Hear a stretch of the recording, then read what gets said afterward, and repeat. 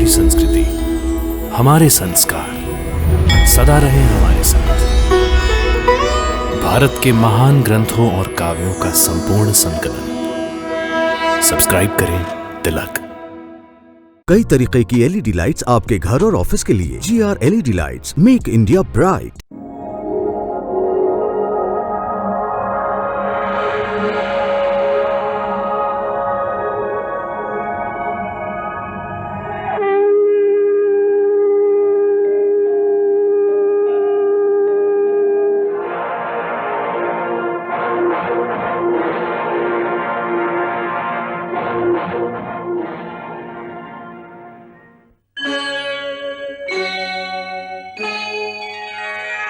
कृष्णा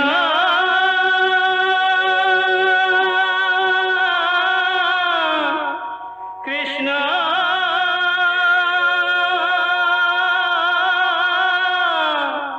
हरे कृष्णा हरे हरे।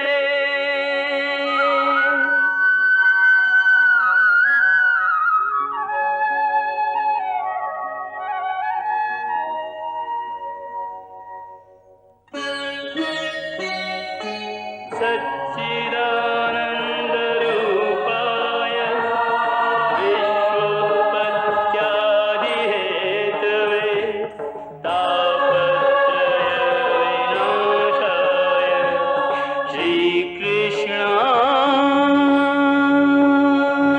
वयं नमः।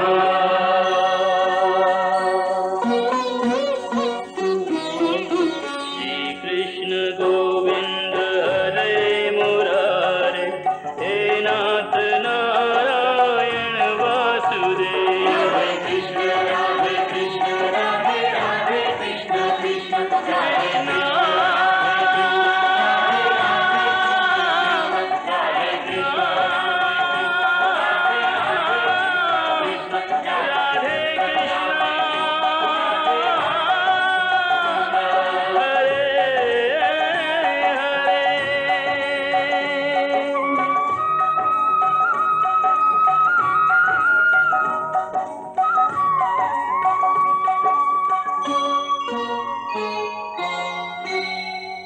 अब मैं आपके सुझावों को आदेश समझकर उसका पालन करूंगा। मुझे जाने की आज्ञा दीजिए कृपाचार्य। परंतु आप जाएंगे कहां? कुरुक्षेत्र के उत्तर की ओर में जो सरोवर है वहां। परंतु युवराज, आप सरोवर में कैसे छिपेंगे? मुझे जल को स्तंभित करने की विद्या आती है। मैं जल के अंदर छुपकर जल को अचल कर दूंगा। यदि पांडव मुझे ढूंढते ढूंढते वहां तक पहुंच भी गए, तब भी उनको ज्ञात नहीं होगा कि जल के अंदर कोई मनुष्य छुपा है।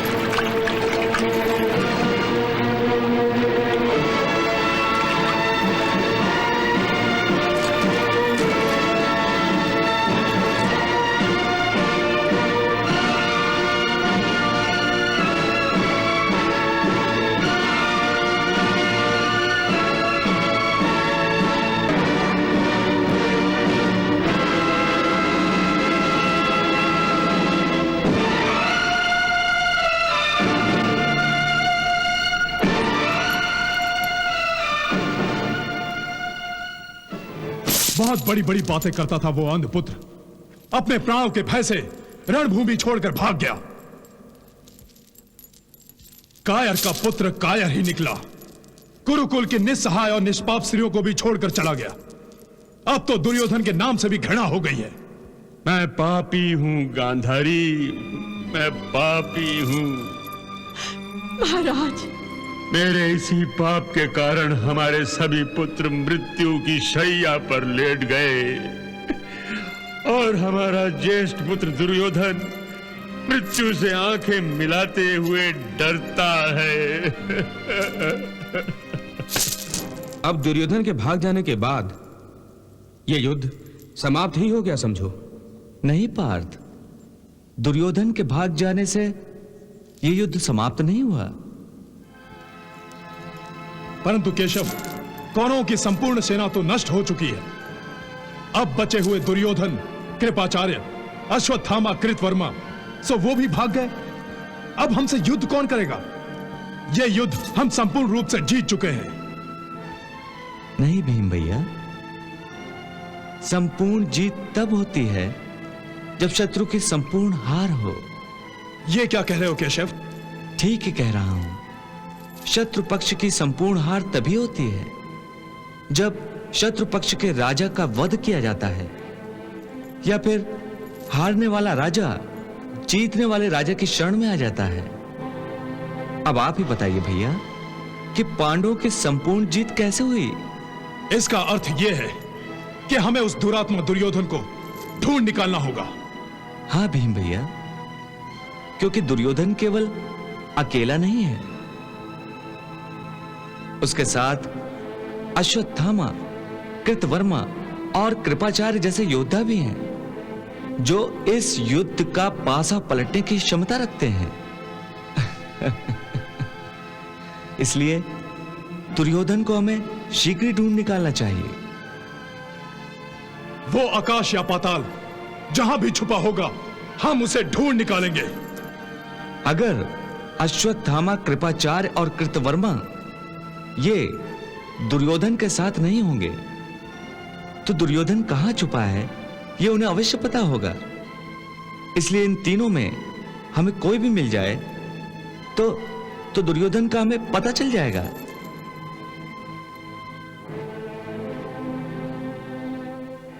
गुप्तचरों, जाओ दुर्योधन के साथ अश्वत्थामा, कृपाचार्य और कृतवर्मा, इन सभी को ढूंढ निकालो। जाओ कुरुक्षेत्र की धरती का चप्पा चप्पा छान मारो। जंगल, पहाड़, बस्ती, जहां कहीं भी ये छुपे हो इन्हें बाहर निकालो।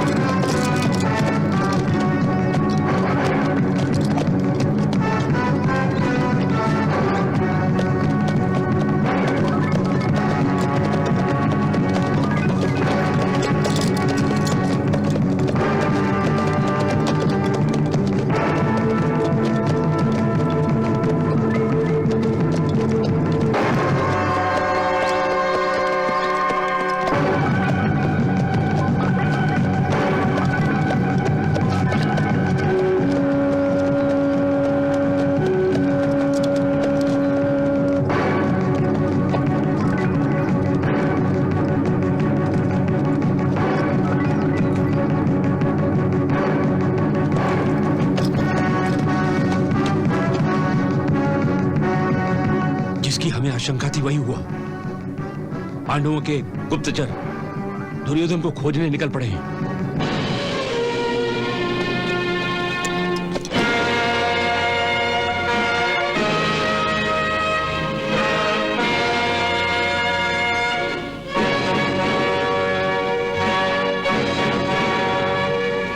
नकुल जी, इस घने जंगल में हमारे रथ नहीं जा सकते।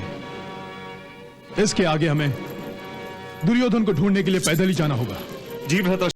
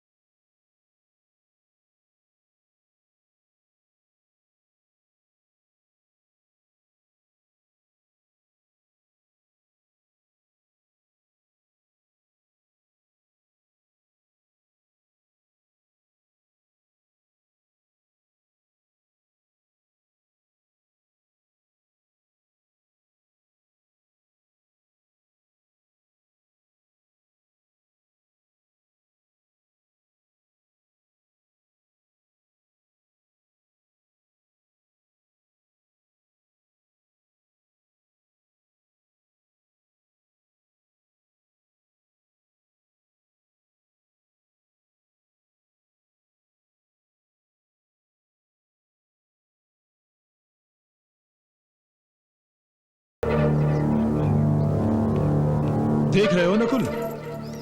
हाँ भ्राताश्री, पानी तो बर्फ की तरह जम गया है।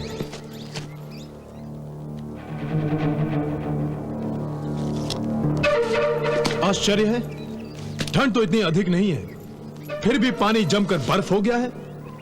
इस बर्फ के नीचे तो ना जाने कितने जल प्राणी मर गए होंगे। इस जमे हुए पानी में कोई जीवित रह भी कैसे सकता है?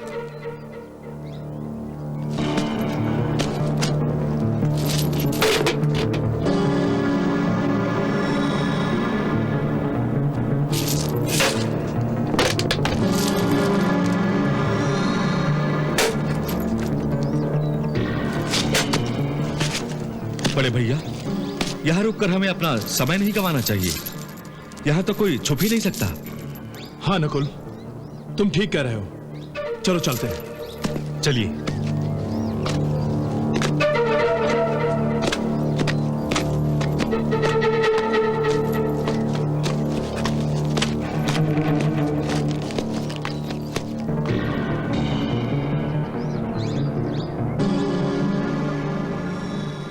बच गया दुर्योधन, बच गया दुर्योधन।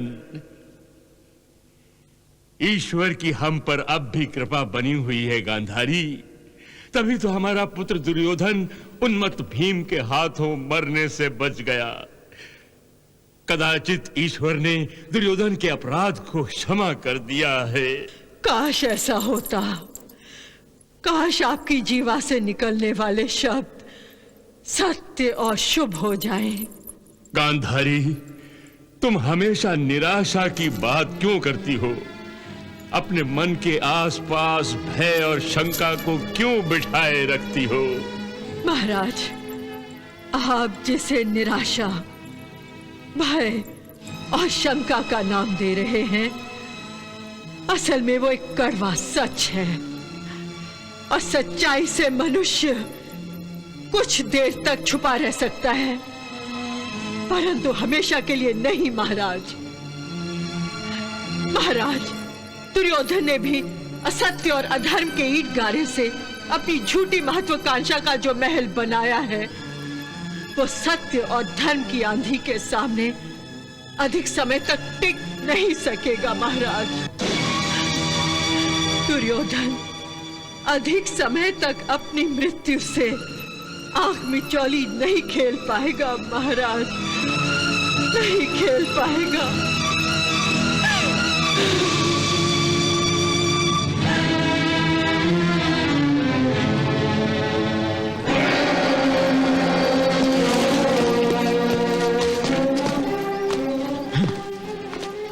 समझ में नहीं आता वो भगोड़ा कहां छुप गया।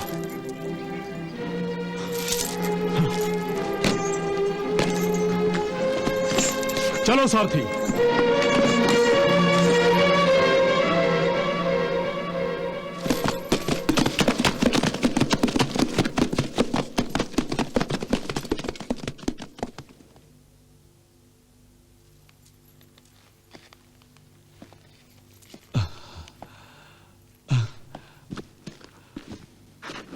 भीमसेन, कुछ पता चला? कहां छुपा है दुर्योधन? नहीं भ्राताश्री, पता नहीं वो कायर कहां छुपा बैठा है। धरती के कौन से कोने में उस चूहे ने अपना बिल बनाया है।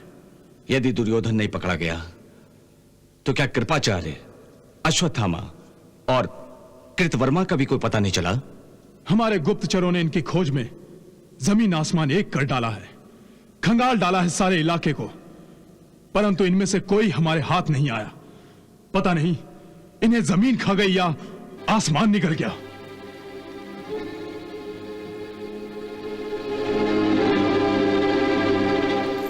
इसमें निराशा की कोई बात नहीं भीम। आज नहीं तो कल हम कौरवों को अवश्य ढूंढ निकालेंगे।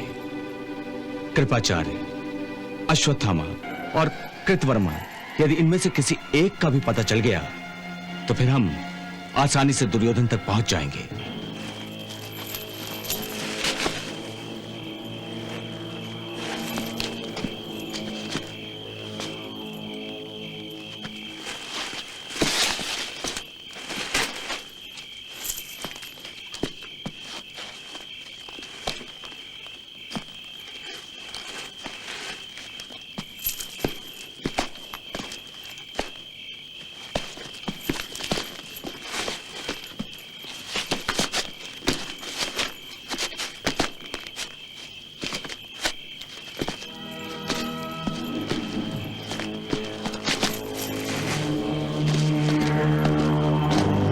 आखिर हमने ढूंढ ही निकाला इन तीनों भगोड़ों को। अब अश्वत्थामा, कृपाचार्य और कृतवर्मा बच नहीं सकते। चलो हम महाराज युधिष्ठिर को इनकी खबर करते हैं। नहीं, हमें इनका पीछा करना चाहिए। ये अवश्य ही दुर्योधन से मिलने जा रहे होंगे। हाँ, तुम ठीक कहते हो। चलो।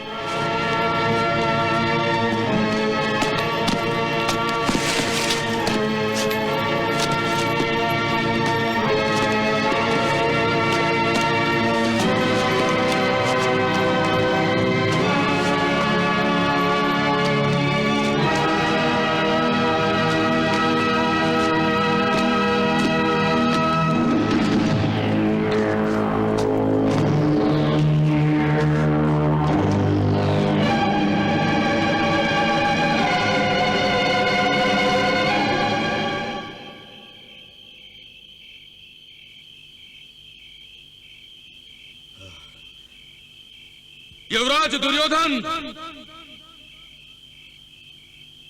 युवराज दुर्योधन! युवराज दुर्योधन! युवराज दुर्योधन!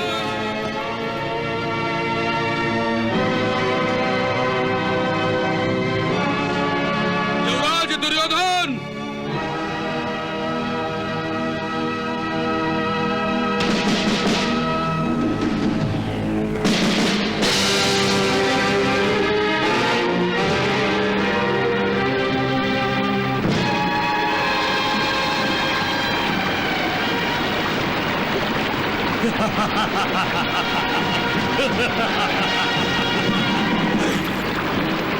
युवराज, युवराज आइए।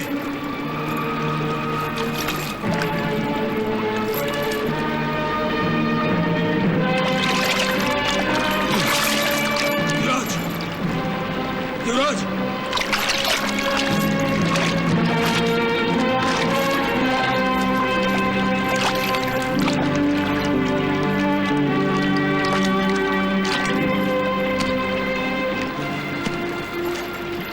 प्रणाम युवराज।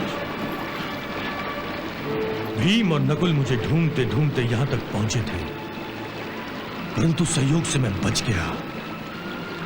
और उनके गुप्तचर, वो हम तीनों को भी ढूंढ रहे हैं।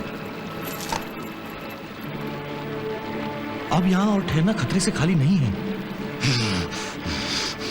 युवराज को मैंने सरोवर के अंदर छुपने की सलाह केवल एक दिन के लिए दी थी, क्योंकि मैं जानता था कि एक दिन में पांडव चारों दिशाओं में घोड़े दौड़ाकर ढूंढने की चेष्टा करेंगे।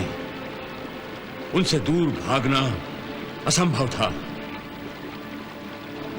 परंतु अब जब पांडव धोखा खा के आगे निकल गए हैं, तो हमें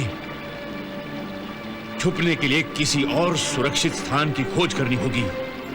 जल्द से जल्द भागने के लिए हमें अच्छे और तेज रथ की आवश्यकता है। नहीं कृतवर्मा नहीं, रथ अपने पीछे निशान छोड़ जाता है।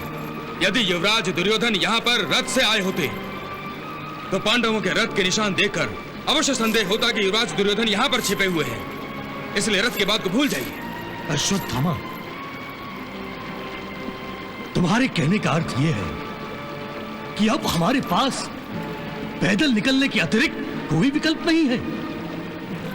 तो फिर हमें समय नष्ट किए बिना इसी क्षण चल पड़ना चाहिए। नहीं कृतवर्मा नहीं, अभी तो अंधेरा है, परंतु कुछ समय बाद सूर्योदय होने वाला है और पांडवों के गुप्तचर हमारी खोज में हैं। अपनी नजरों के जाल बिछाए हमारी प्रतीक्षा में बैठे होंगे। कृपाचार्य जी, आप ठीक कह रहे हैं, लेकिन यहाँ रुकना भी तो ठीक नहीं है। यहाँ पर खतरा ही खतरा है। ये खतरा तो हमें मोल लेना ही होगा। कम से कम कल रात तक आपको यहीं छिपे रहना होगा युवराज।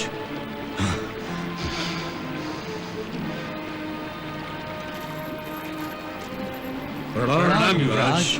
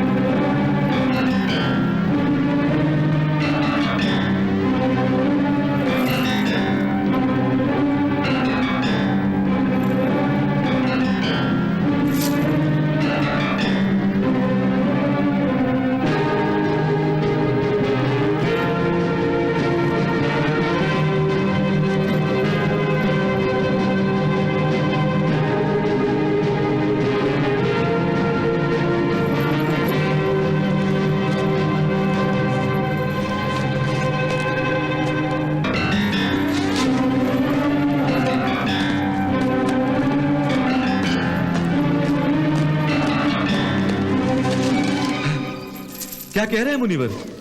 युद्ध समाप्त भी हो गया? बलराम भैया, इस महायुद्ध में सब नाश हो गया। सारी सेनाएं लाशों के ढेर में बदल गई हैं। यहां तक कि चिताओं के लिए लकड़ियां भी दुर्लभ हो गई हैं। कुरुक्षेत्र से लाशों की सड़ान आ रही है।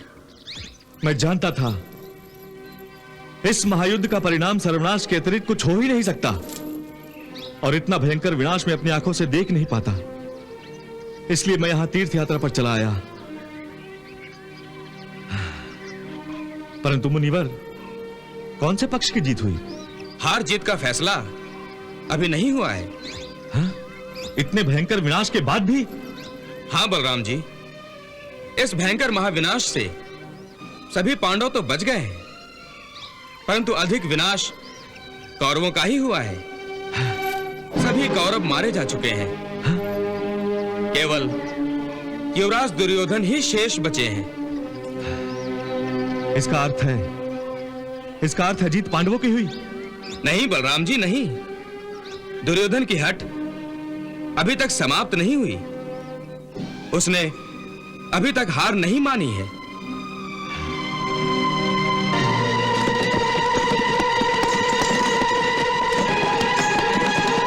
सारथी, रथ की गति बढ़ाओ, वायु से भी अधिक तेज भगाओ। मैं पलक झपकते ही दुर्योधन के पास पहुंचना चाहता हूं। मैं उस अंधपुत्र को भागने का अवसर नहीं दूंगा। जल्दी चलो।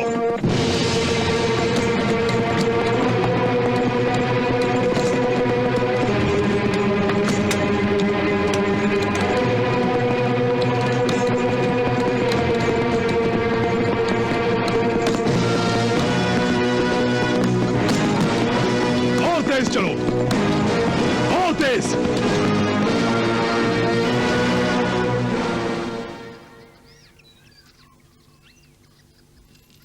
उस सरोवर तक पहुंचने के लिए इस घने जंगल में हमें पैदल ही जाना होगा।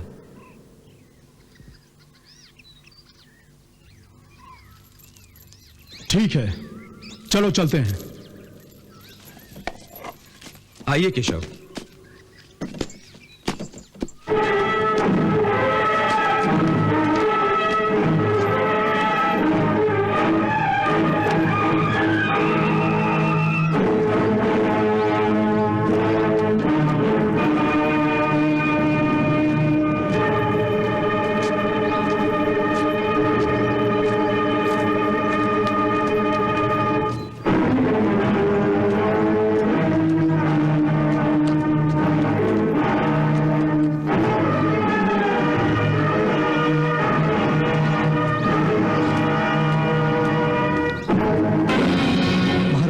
मैंने इसी सरोवर के तट पर अश्वत्थामा, कृपाचार्य और कृतवर्मा को देखा है, जो युवराज दुर्योधन को पुकार रहे थे। और कुछ ही क्षणों में युवराज दुर्योधन इस सरोवर से बाहर निकल आए थे और कुछ देर तक चारों ने आपस में बातचीत की और फिर युवराज इसी सरोवर में जाकर छुप गए।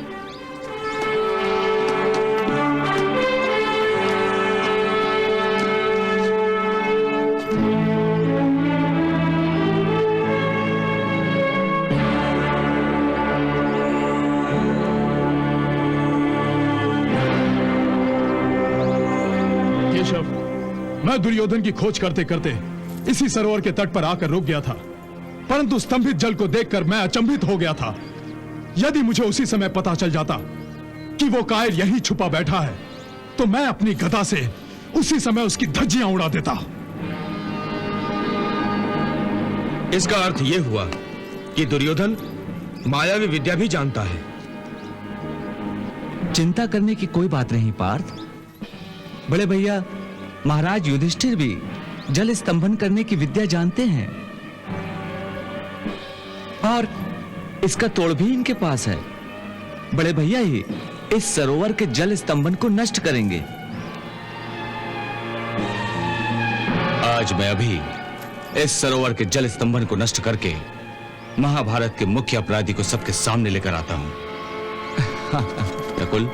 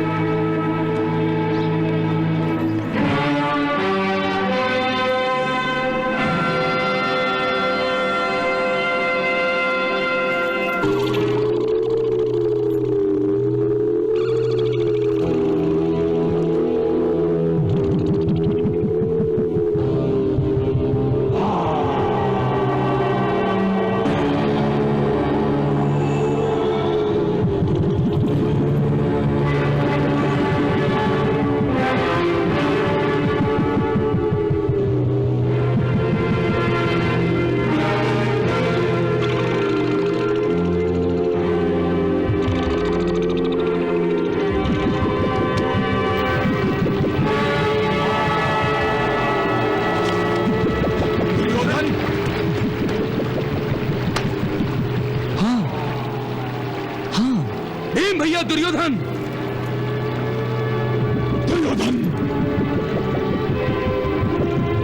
महाराज, भाग्य ने एक और असफलता युवराज दुर्योधन के झोले में डाल दी है। पांडव युधिष्ठिर ने युवराज द्वारा किए जल स्तंभन को नष्ट कर दिया है। क्या? सरोवर में छुपे दुर्योधन को देखकर सभी पांडव और उनके सैनिक खुश होकर गर्जना कर रहे हैं।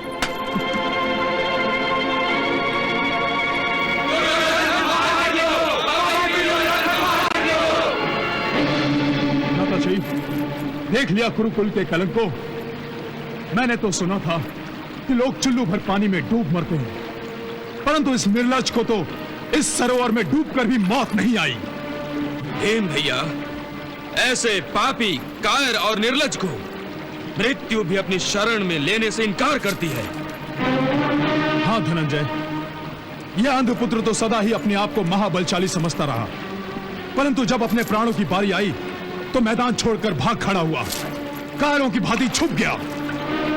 भीम भैया, आप किसे बलशाली कह रहे हैं? किसे? इस नपुंसक दुर्योधन को? इस नपुंसक दुर्योधन को,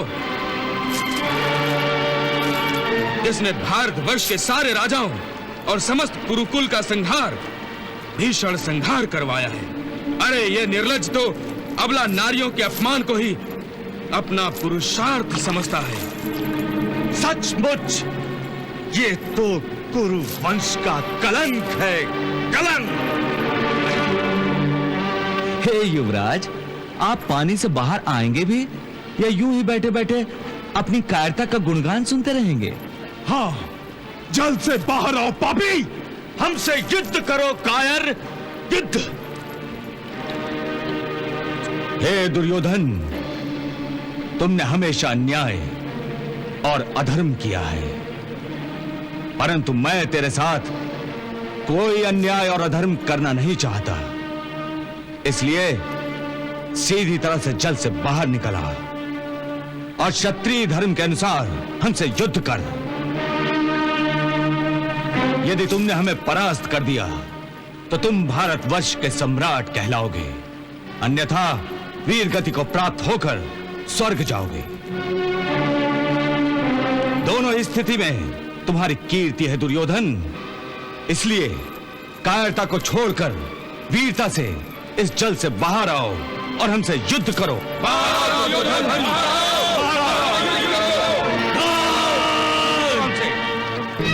संजय, इस युधिष्ठिर ने तो इतनी वीरता कभी नहीं दिखाई जितनी आज दिखा रहा है। पहले मेरा पुत्र दुर्योधन उसे युद्ध के लिए ढूंढता था और वो छुपा छुपा फिरता था, परंतु आज अचानक पांचों के पांचों पांडव वीर बन गए हैं। मेरे पुत्र को युद्ध के लिए ललकारने लगे हैं, तनिक विश्राम भी नहीं करने दे रहे हैं उसे।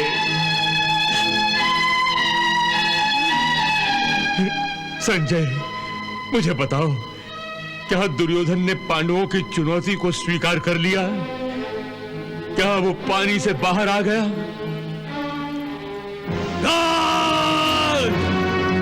हे युधिष्ठिर, हे पांडवों, मुझे बार बार युद्ध के लिए ललकार कर अपनी मृत्यु को निमंत्रण मत दो।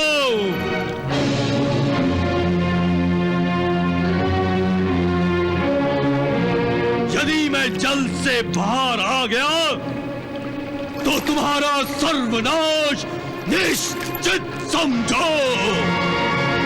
यदि तुम में हमारा विनाश करने की क्षमता होती तो एक भगोड़े की भांति भागकर यूं सरोवर में मुंह छुपाकर ना बैठते। मैं यहाँ छुप कर नहीं बैठा हूं अर्जुन। मैं बार बार युद्ध करके थक गया था, इसलिए मैं यहाँ विश्राम कर रहा हूँ। और अब मुझे कोई युद्ध करने की इच्छा नहीं रही, क्योंकि इस युद्ध में भारतवर्ष के समस्त राजाओं का संहार हो चुका है। अब ये धरती उन योद्धाओं के बिना अलंकार रहित किसी विधवा स्त्री के समान हो गई है। अब इस धरती का सम्राट बनकर मैं क्या करूंगा?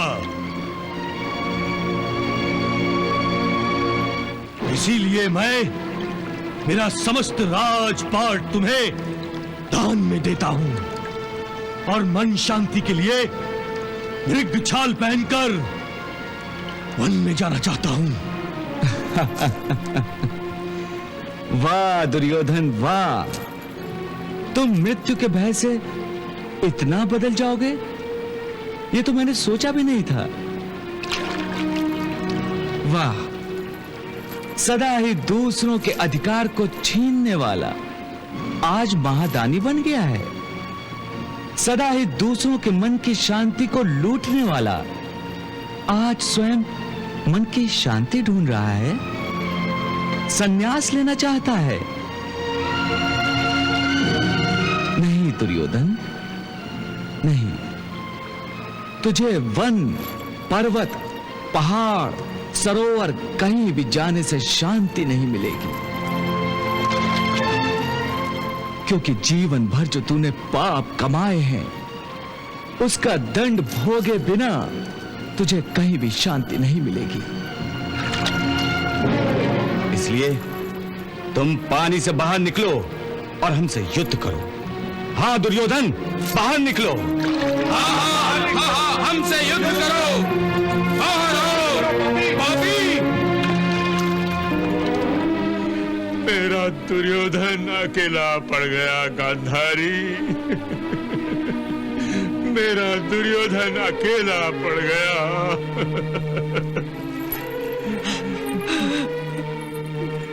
आज पांडवों ने खूनी भेड़ियों की भांति मेरे पुत्र को घेर लिया है, दबोच लिया है उसे अपने पंजों में, और मैं अपने पुत्र की रक्षा नहीं कर पा रहा हूं।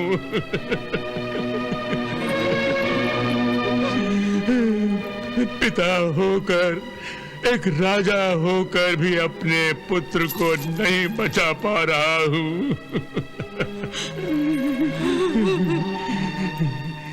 संजय, यदि तुम मेरा संदेश पांडवों तक पहुंचा सकते हो तो तुम पांडवों से कहो कि मैं अपना सब कुछ छोड़ने को तैयार हूं। मैं अपना राजपाट, धन दौलत सब कुछ छोड़ दूंगा। बदले में वो मेरे पुत्र दुर्योधन को छोड़ दे। मैं उसे लेकर वन में चला जाऊंगा, परंतु वो मेरे दुर्योधन को छोड़ दे। मेरे दुर्योधन को छोड़ दे। महाराज, पांडव कदाचित दुर्योधन को छोड़ भी सकते हैं, परंतु वो अपने कर्मों के भुगतान से कभी नहीं बच सकता। महाराज, कभी नहीं।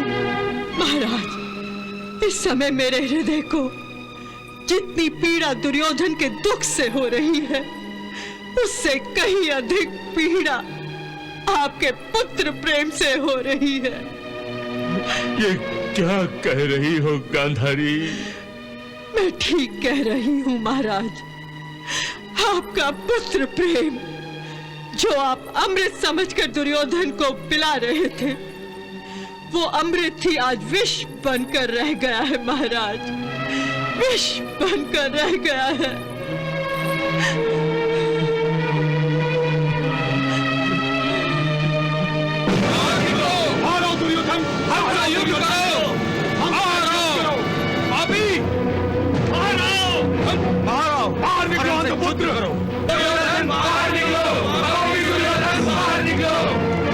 आओ दुर्योधन, सरोवर से बाहर निकल आओ और हमारे साथ युद्ध करो।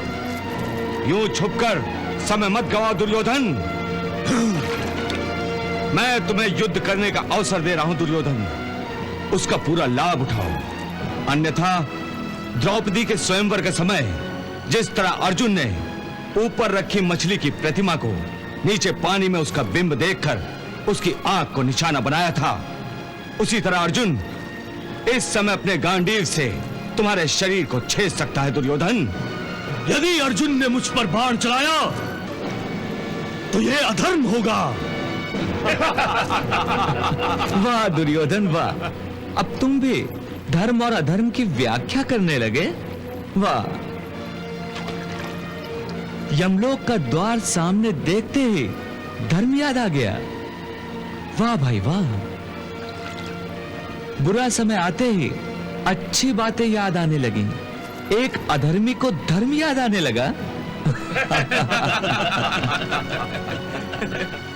परंतु कान खोलकर सुन लो दुर्योधन, किसी अधर्मी से अधर्म के शस्त्र से युद्ध करना कोई अधर्म नहीं होता। दुर्योधन, अब तुम इस युद्ध से बच नहीं सकते। पार्थ,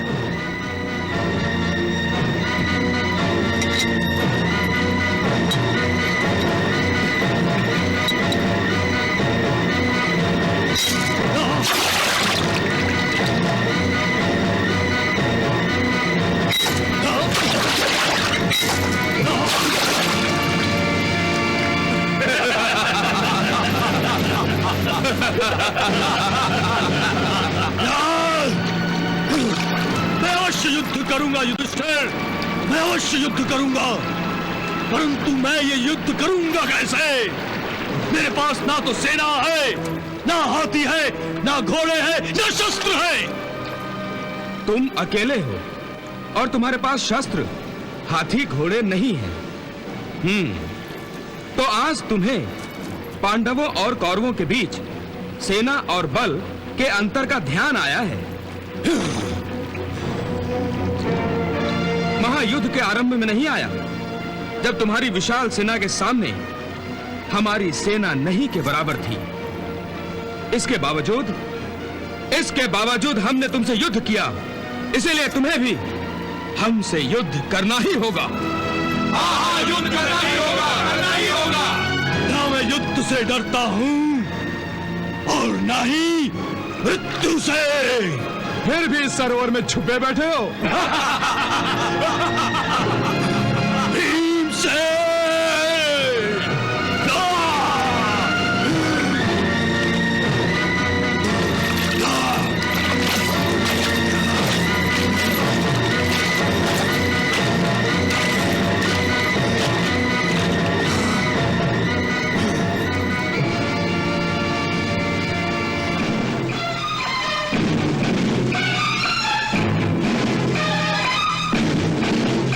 अच्छा ही हुआ दुर्योधन कि तुम युद्ध करने के लिए तैयार हो गए।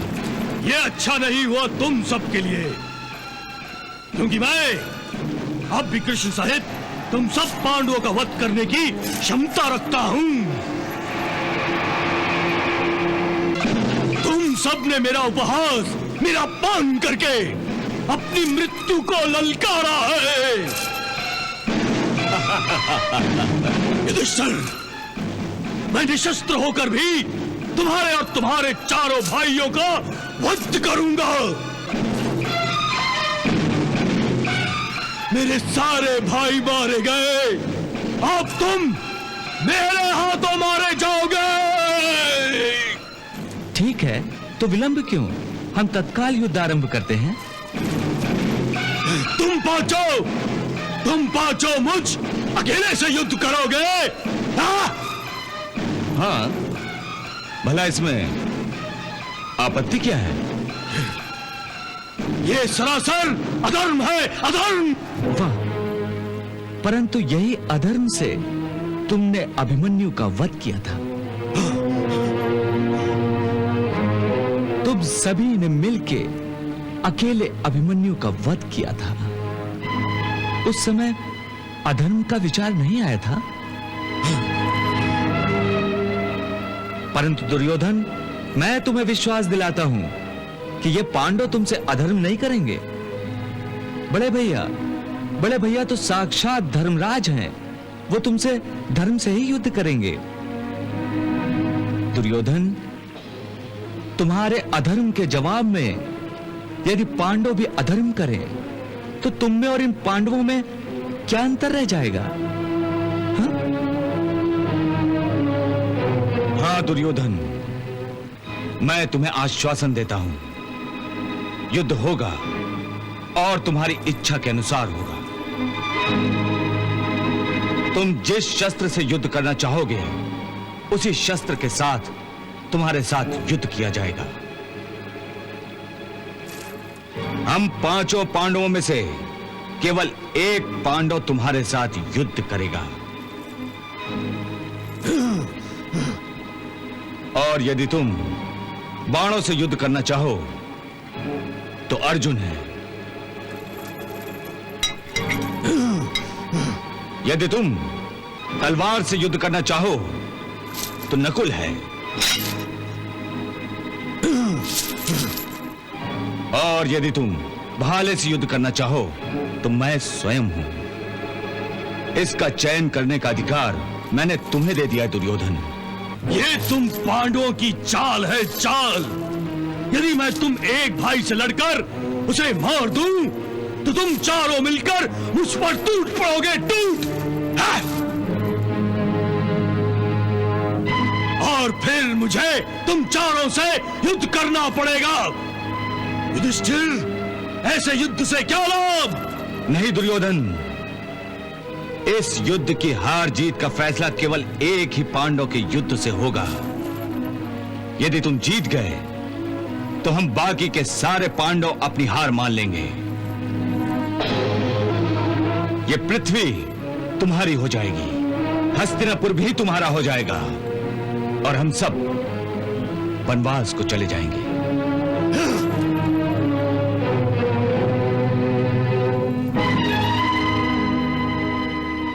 कृष्णा